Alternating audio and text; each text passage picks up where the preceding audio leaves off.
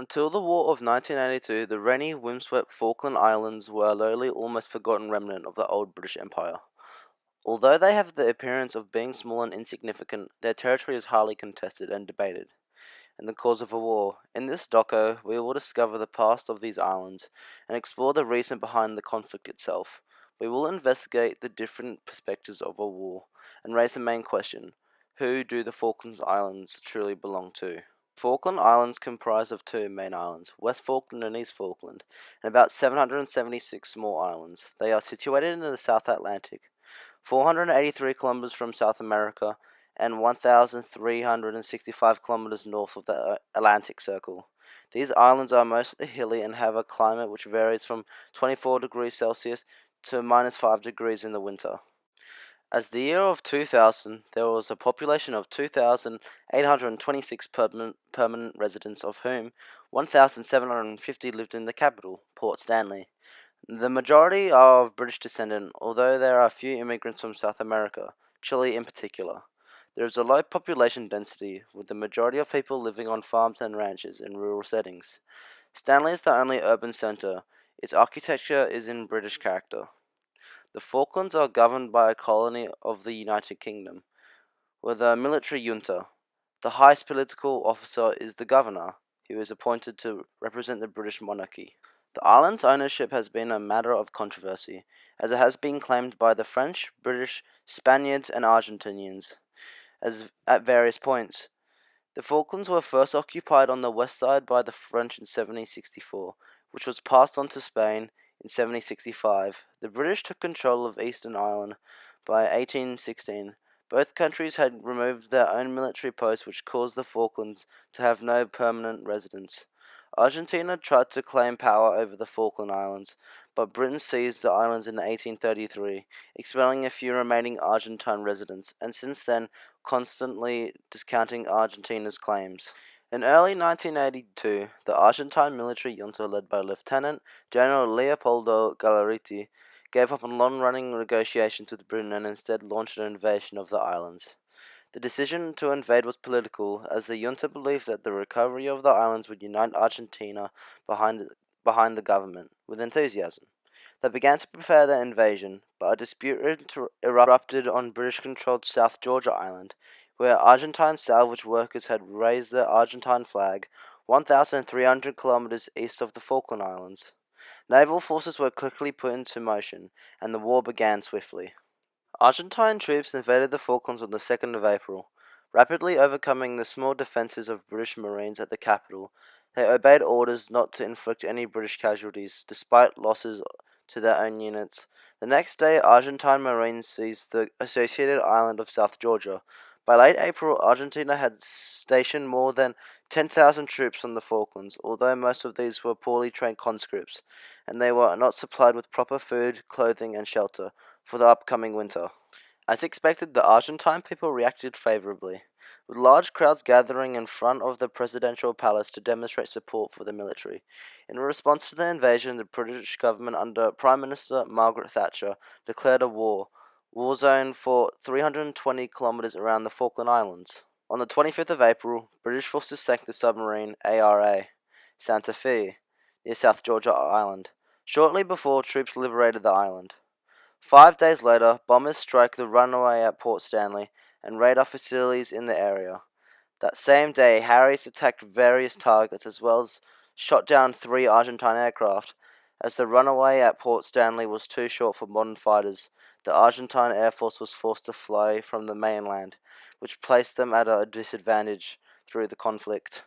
While cruising west of the Falkland Islands on the 2nd of May, the submarine HMS Conqueror spotted the light cruiser ARA General Belgrano. Conqueror fired 3 torpedoes, hitting the World War II vintage Belgrano twice and sinking it.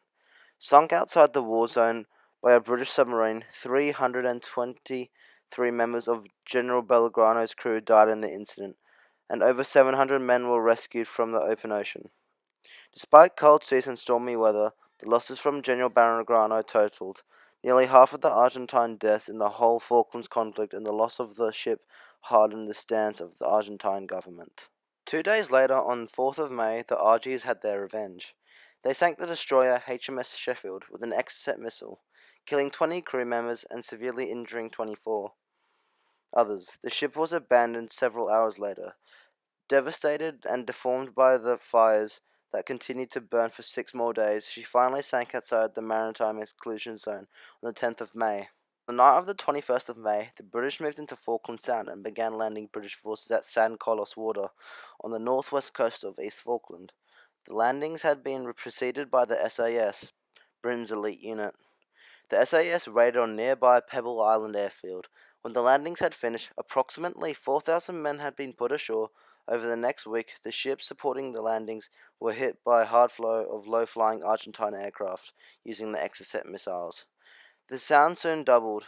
Bomb alley as HMS Ardent, HMS Antelope, and HMS Coventry all sustained hits and were sunk, as was MV Atlantic Conveyor with a cargo of helicopters and supplies. On the 27th of May, 600 men outfought over 1,000 Argies around Darwin and Goose Green, ultimately forcing them to surrender. After a tough struggle that lasted all night and into the next day, the British won the battle. In all, 17 British and 47 Argentine soldiers were killed, and 961 Argentine troops were taken prisoner. A few days later, British commanders defeated Argentine commanders on Mount Kent. In early June, an additional 5,000 British troops arrived, and while some of these troops were disembarking at Bluff Cove and Fitzroy, the transport was attacked, killing 56 of them. On the night of the 11th of June, British forces launched a night attack against heavily defended Port Stanley. They simultaneously attacked Mount Harriet, the Two Sisters, and Mount Longdong. Mount Harriet was taken at the cost of 2 British and 18 Argentine soldiers. At the Battle of Two Sisters, the British faced both enemy resistance and friendly fire, but managed to capture their objectives. The toughest battle was Mount Longdong. British forces were bogged down by assault rifle, mortar, machine gun, artillery fire, sniper fire, and ambushes. Despite this, the British continued their advance, encircled on land and blockaded at sea. The Argentine commander, General Mario Menendez, realized his situation was hopeless and surrendered his 9,800 men on 14th of June, effectively ending this conflict as the British forces entered Port Stanley. Argentinian President Leopoldo Gallardo resigned following his defeat in the Falklands War. Argentina returned to a democratic government in 1983. General election, the first free general election since 1973. It also had a major social impact, destroying the military's image that they had maintained through most of the 20th century. In the United Kingdom, Margaret Thatcher's popularity increased, and the success of the Falklands campaign was widely regarded as a factor in the turnaround in fortunes for the Conservative government. The islanders had a full British citizenship restored in 1983. Their lifestyle improved by the investments Britain made after the war, and by the release of economic restrictions that had been stalled through fear of the anger in Argentina. The cultural impact of the war was massive. A number of film, television productions, both fiction and non-fiction books, poems, songs, and computer games from both sides emerged from the conflict. Did the Falklands War actually achieve anything? Despite its defeat, Argentina still claims the Falklands and South Georgia Island. The conflict was merely political, and all it resulted in was 649 Argentine deaths and 255 British deaths, and 3 Falkland Islanders dead. With the information you now know, we'll leave you to try to make your own conclusions on the ownership of these contested islands. Thank you.